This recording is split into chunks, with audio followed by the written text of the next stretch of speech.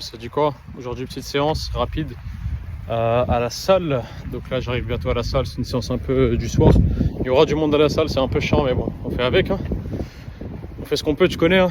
Là, ça sera une séance bras avec un peu d'isolation d'épaule, un peu beaucoup. Donc sûrement 2 exos bras, 2 exos, deux exos de biceps, 2 exos de triceps, sûrement en superset. Élévation frontale, élévation latérale, élévation arrière, donc l'oiseau. Mais bon, je te spoil pas trop. On se retrouve à la salle. C'est parti pour la séance. Je commence directement par un exercice triceps. Je t'ai pas montré mes échauffements, hein, donc là, direct 50 kg. Bien sûr, je me suis échauffé avec moins de poids, 20, 30 kg, 40 kg d'abord. Donc voilà, la salle était très remplie, donc tu m'excuseras, hein, je peux pas parler déjà direct à la salle. Et même en vrai, j'ai filmé comme j'ai pu, quoi. Après, bien sûr, tu connais le but, c'est pas de déranger les gens. Là, je faisais les triceps extension à 50 kg. Là, ce que fait mon pote derrière, c'est pas un truc de gay ou quoi, t'inquiète pas. C'est en fait le fait que si tu touches le muscle qui est censé travailler, et j'ai l'impression que ça permet de mieux le sentir. Donc ça, c'est ce qu'on fait de temps en temps avec mon pote. On essaie de toucher la partie pendant que l'autre travaille. On essaie de toucher la partie qui travaille. Et vraiment, bah, c'est pas mal. Tu vois. Là, c'était vraiment dur comme série. Comme tu peux voir, à la fin, j'étais en train de trembler. Et c'est à ce niveau-là que tu dois pousser tes séries si tu peux. Là, pareil. Là, par exemple, je faisais ça en superset avec les biceps. Mon pote, il essaie de me parler. Mais là, j'étais concentré, tu vois. Et ça, même si tu vas avec un pote, par exemple, vous discutez, vous rigolez et tout, c'est très bien. Mais quand c'est l'heure de faire la série, tu vois, c'est le temps, c'est l'heure de faire la série. Donc là, vraiment, je savais qu'il me parlait, j'ai fait exprès de l'ignorer pour me concentrer sur ma série. Donc là, il y avait, je crois, 40 kilos. Au curl biceps, je pouvais peut-être mettre un peu plus, mais bon, c'était quand même pas mal. Et je trouve que la forme était pas trop dégueulasse, j'ai pas utilisé trop de momentum. Et là, pareil, il essaie de toucher un peu au niveau des biceps pour, entre guillemets, m'aider à mieux les sentir. Et je les sentais énormément. Donc voilà, et là pareil, bah, j'ai fait des reps quand même assez forcés. Je te conseille vraiment de pousser tes séries à l'échec, c'est très important. Et là à la fin, j'ai remis le poids à 15 kilos, pourquoi? Parce que je tournais avec quelqu'un, et très important, quand tu tournes avec quelqu'un, remets-lui le poids si tu peux, ça fera toujours plaisir. Tu vois, entre gym bro, c'est important. Même si le gars, je le connaissais pas avec qui je tournais, mais voilà. Et du coup, j'ai fait, je crois, 3 séries comme ça, je t'en ai filmé 2. Donc là, une deuxième au triceps. D'ailleurs, la casquette, je l'ai mise à l'envers. Casquette à l'envers. Je sais pas pourquoi je chantais ça à l'ancienne, mais parce que sinon en fait ça touche le câble pour les triceps, donc voilà, un truc qu'il faut savoir. Par contre au biceps on s'en fout. Un truc qui s'est passé, c'est que là j'ai pas fait beaucoup de reps parce qu'en fait je me suis pas trop reposé. Première série j'ai fait je crois 8 ou non 10 reps au triceps et là une dizaine de reps aussi, et en fait j'ai l'impression que je me suis pas trop reposé. Et tu connais, quand tu tournes avec des gens, bah parfois vas-y tape. C'est pas que tu peux pas trop te reposer, mais en gros, vu que la personne va pas trop se reposer, va faire sa série, va te regarder, je sais pas, ça te pousse un peu à faire des séries avec moins de repos que si la salle était vide, par exemple. Donc c'est un peu dommage. Je trouve que j'aurais pu et dû me reposer un peu plus, genre 2 minutes de plus à chaque fois. Et j'aurais pu faire quelques reps de plus et ça aurait été un peu plus efficace, on va dire. Mais bon, même comme ça, j'essaie de quand même pousser mes séries. J'essaie de faire plus, tu vois. J'essaie de me pousser mentalement parce que c'est pas facile et c'est comme ça qu'on progresse en réalité. Donc pareil, on remet le poids quand on peut. Et ah non, du coup, j'avais tout filmé, ok, intéressant. Moi, j'avais filmé les 3 séries. Et là, pareil, dernière série au triceps, mais là, j'ai vraiment plus d'énergie. Hein. Là, il y a toujours 50 kilos. Justement, dans ces cas-là, tu vois, mon but, c'était de faire entre 6 et 10 reps sur mes exos, sur les biceps là, et les triceps. C'est intéressant de se dire, bah écoute, si là, je sais que je vais faire moins de 6 reps avec le poids que je vais utiliser, bah pourquoi pas le baisser un peu. Bon, quand tu cherches l'hypertrophie en musculation, et pas la force, hein, mais vraiment l'hypertrophie, on s'en fout entre guillemets un peu du poids que tu utilises. Le plus important, c'est surtout de faire assez de répétitions. Donc si tu te donnes une fourchette, genre 6 à 10 répétitions, c'est très bien. Par exemple, moi j'ai fait 10 reps à la première, j'ai fait 5-6 reps à la deuxième avec le même poids. À la troisième, j'aurais dû mettre un peu moins de poids. Genre au lieu de 50, je mets 45 ou peut-être 40. Et après, j'essaie de faire au moins 6 reps et jusqu'à 10 reps, tu vois. Donc voilà, c'est un truc que tu peux garder en tête. C'est pas toujours obligé de mettre le même poids. Donc voilà, là, les biceps étaient complètement cuits. Donc voilà. Et d'ailleurs, entre les séries, à chaque fois, quand j'avais rien à faire, je faisais quelques séries de tractions. Donc des tractions en minimum explosif. Donc là, tu vois que je monte bien. J'essaie de toucher jusqu'au pec. Je faisais des séries de 5 comme ça. J'ai dû en faire presque une dizaine dans la séance en vrai. Hein. Ça, on dirait pas, mais même si c'est une séance bras, bah, j'ai fait pas mal de tractions à côté. Et parfois, pour m'amuser, je travaillais un peu les avant-bras comme ça, de façon fun, en faisant, euh, en faisant un peu le singe, hein, on va le dire. Hein. Je passais d'une barre à l'autre, etc. J'ai fait ça. Là, en plus, il y en a énormément sur la ligne là, je sais pas si c'est pas du squat rack, je sais pas comment on appelle ça. Mais en gros, voilà, ça travaille les avant-bras. Même si c'est pas une journée avant-bras et que les avant-bras, je les ferai demain. Vraiment, c'était pas mal. Et ça travaille, les avant-bras, ça travaille le mental. Et même, c'était juste fun, donc je l'ai fait, donc c'était pas mal. Donc parfois, n'hésite pas à prendre du fun, à essayer des exercices que tu fais pas d'habitude ou des trucs comme ça. Ça peut être cool. Du coup, on passe pour le deuxième superset qui ne sera pas un superset. Finalement, j'ai fait que les dips de leur côté. Ce que j'essaie de faire ici, c'est de pas trop utiliser mes pectoraux, mais vraiment utiliser l'extension, enfin, au niveau du bras, quoi, pour travailler vraiment les triceps et minimiser un peu l'usage des pectoraux. Donc voilà, là, je crois qu'il y avait 3 plaques et demie par côté. Mais ensuite, je me suis dit, mais en vrai, c'est pas très lourd, je peux mettre plus.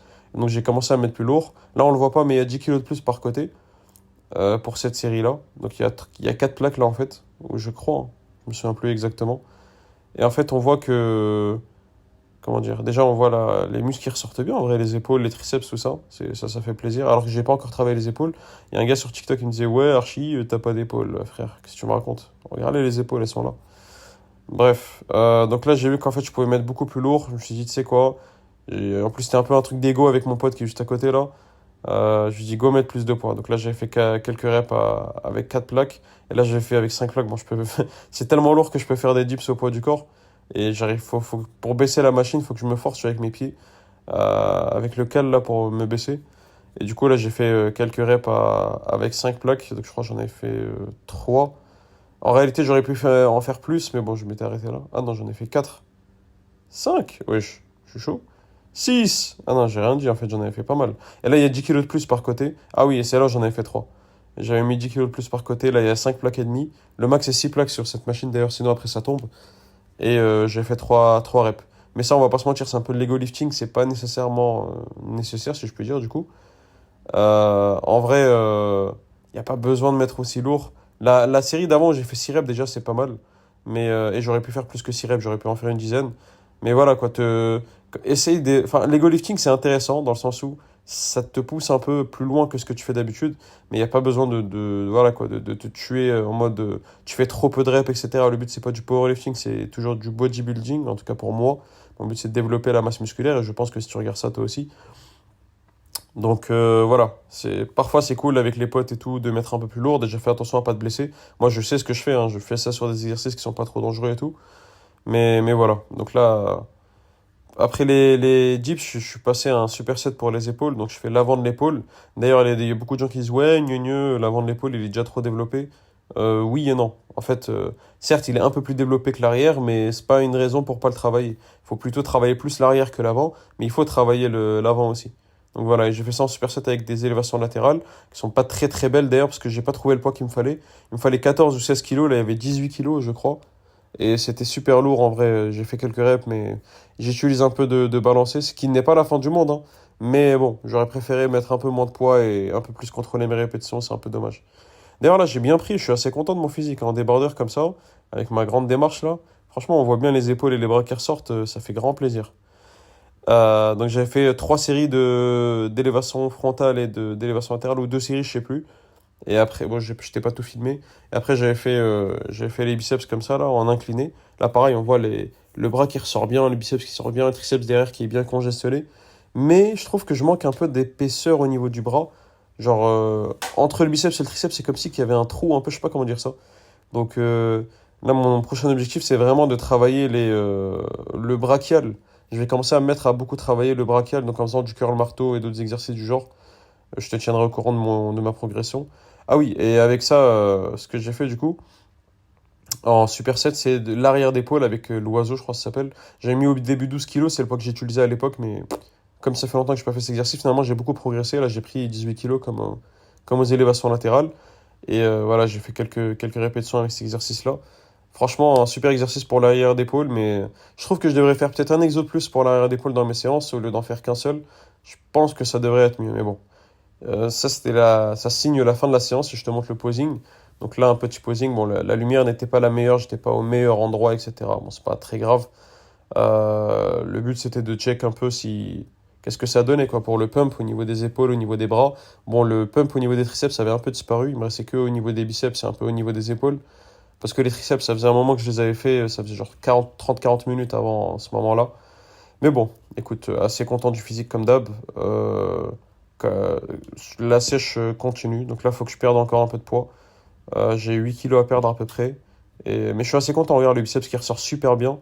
Donc ça c'est cool, tu vois. Le biceps qui ressort bien. Bon, le dos comme d'hab, hein. Surtout que j'ai fait pas mal de tractions. J'ai dû en faire une cinquantaine dans la séance, comme je t'ai dit. En plus, c'est des tractions pardon, assez explosives. Donc comme d'hab, le dos qui est en point fort.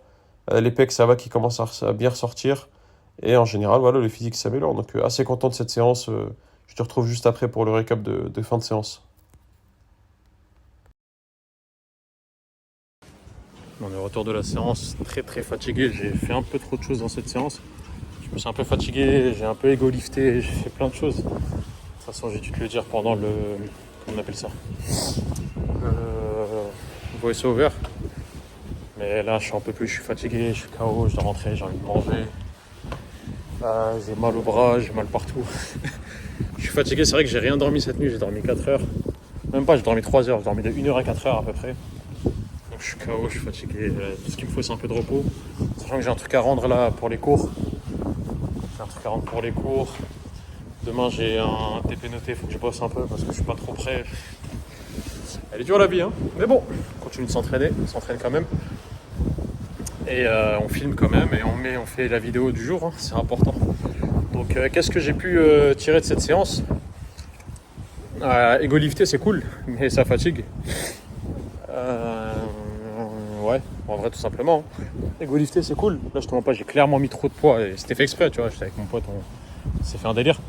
Mais clairement c'est pas ce que j'aurais dû faire. C'est pas du tout ce que j'aurais dû faire. Déjà que de base je fais pas les dips comme ça. Parce que ça fatigue en vrai, parce que ça travaille également les pecs. Et en plus là, bah, je l'ai fait en super lourd. Donc je pense que c'était pas l'idée là. On va dire que c'était pas l'idée la plus intelligente que j'ai jamais eue dans ma vie. Mais bon, écoute, qu'est-ce qu'il raconte lui? Je sais pas, il y a des gens bizarres dans la cité. La nuit, il doit être 22 h là. Mais ouais, l'ego lifter ça fatigue, quoi d'autre. Je commence à progresser là, les veines se voient de plus en plus au niveau des bras. Ça se voit pas trop dans le posing final, mais c'est parce que j'avais perdu un peu mon pump, j'avais beaucoup discuté avant. Mais surtout au triceps, j'avais plus de pump au triceps concrètement. Mais qu'est-ce que je voulais dire? Ouais, du coup ça se voit pas trop sur la fin, mais en vrai là les bras, enfin les veines au niveau du biceps, ça saute de fou, au niveau de l'avant-bras également. Je suis très content du résultat en réalité. Et bah écoute, on continue. De toute façon, il n'y a pas de limite, c'est que la limite que tu te mets dans la tête. C'est ça, la seule réelle limite qu'il y a. Si toi tu dis j'ai pas de limite, eh bien tu n'auras pas de limite. Bien sûr, tu vas pas te dire vas-y demain je vais faire 120 kg, je serai tout gras. Au contraire, 120 kg, je serai tout sec, tout musclé, 120 kg énorme. Non, c'est pas le cas. C'est comme si tu dis demain j'aurai une Lamborghini. Ben non, tu l'auras pas, même si tu crois aussi fort que tu veux. Techniquement, c'est pas trop faisable. Même si, bon, on sait jamais, hein, les miracles, ça existe. Mais tout ça pour dire, voilà quoi. Si tu crois assez fort en quelque chose et que, comment dire, t'as le courage d'aller et faire ce qu'il faut faire, tu vois, faut vraiment taffer à fond, te donner à fond, ne pas écouter les gens qui disent que c'est pas possible. Et là, ça devient possible bizarrement. Et après, ces mêmes personnes, bon après c'est cliché ce que je suis en train de dire, mais ces mêmes personnes elles vont venir te voir. Ouais, comment t'as fait pour faire ci, comment t'as fait pour faire ça. Là récemment, il y a un gars, il me clashait sur les réseaux un peu, sur TikTok je crois. Il me disait ouais frérot, mauvaise génétique, ce qui est pas nécessairement vrai, mais pas nécessairement faux. Ouais, t'as une mauvaise génétique, blablabla. T'as pas d'épaule. Ah non, moi j'ai des épaules. Imagine en gros, t'as 0 épaule comparé, blablabla. Non, c'est pas le cas. Donc ces mêmes personnes-là après, bon, c'est pas le cas pour lui parce que c'est récent, mais bientôt, quand j'aurai des épaules balèzes. Ouais, t'as fait comment? Bref, écoute, je te laisse avec ces mots de sagesse. Si tu crois en toi, honnêtement, tu peux vraiment faire ce que tu veux. Et je suis très honnête en te disant ça parce que je suis en train de le prouver petit à petit. Il y a des gens qui me voyaient il y a 2 ans, 3 ans. Ah, vas-y, qu'est-ce que tu racontes, toi, tes histoires de muscu là, je sais pas quoi. Ouais, bon, on va voir. Et on a vu déjà là, mais on est encore en train de voir. On verra dans 2 ans, dans 3 ans, si je suis en vie. Et si je peux continuer à filmer ces vidéos là et que j'ai pas, un handicap, une dinguerie qui m'arrive. Mais ce qui est bien avec YouTube, c'est que tout le reste, on voit les progrès. Malheureusement, je suis déjà à un certain niveau, entre guillemets. On n'a pas trop vu ce qu'il y a avant. Même si j'essaie de temps en temps, si je te mets des photos de moi à l'époque, ou je te mets des vidéos. Mais je me filmais pas souvent, c'est normal. Quand t'es tout queue, t'as pas envie de te filmer. Ou quand t'es gros, t'as pas envie de te filmer. Donc, c'est une question de confiance en soi, c'est une question de, voilà, d'image que t'as, de toi. Et même si je me voyais pas aussi gros que j'étais, ou aussi maigre que j'étais à l'époque, j'étais pas tout à fait à l'aise avec mon corps. Et je le savais indirectement, enfin inconsciemment, qu'il y avait quelque chose qui clochait, entre guillemets. Donc ouais, c'est important de prendre souvent des vidéos, etc. Et YouTube n'oublie pas, YouTube ou les réseaux n'oublient pas. Donc dans 2 ans, 3 ans, quand j'aurai atteint mon objectif, et peut-être que je ne l'aurai pas atteint en entier, hein, parce que moi je vise très très haut, alors que j'ai une vieille génétique. Pour moi, j'ai juste une génétique random, tu vois. C'est pas la meilleure pour l'esthétique en termes de body, tu vois, de bodybuilding. Pas des épaules très larges, j'ai un bassin assez large, etc. Mais j'ai des tibias très courts, donc des tibias très longs, mais en gros des mollets très courts. C'est pas esthétique, mais c'est pas grave. Je fais du mieux avec ce que j'ai, et on verra ce que ça donne. Écoute, je te laisse avec ça. Demain séance avant-bras, cou, avec le nouveau harnais de cou que j'ai acheté. Avant-bras, cou et abdos. Et peut-être mollet si je jouais. Je pense que je vais rajouter un peu de mollet, mais voilà. Franchement, ça sera une belle séance. J'espère que tu kifferas, mais j'espère que tu as kiffé cette vidéo. Si jamais c'est le cas et que tu es arrivé jusqu'à la fin, n'hésite pas à t'abonner, n'hésite pas à liker. Et je te dis à demain. Crois en toi.